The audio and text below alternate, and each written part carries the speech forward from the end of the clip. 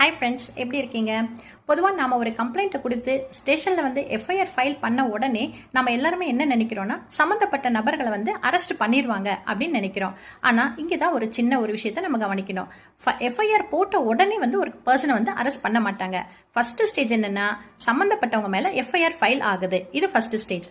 Second stage என்னென்னா, ஃபைலான அந்த FIR பேஸ்டாக அந்த சம்மந்தப்பட்ட ஆவணங்களை வந்து சேகரிப்பாங்க.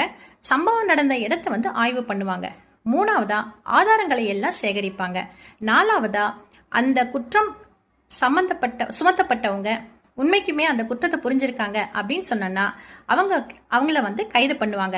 அப்படி இல்லாத பட்சத்தில் கோர்ட்டில் வந்து சார்ஜ் ஷீட் ஃபைல் பண்ணுவாங்க.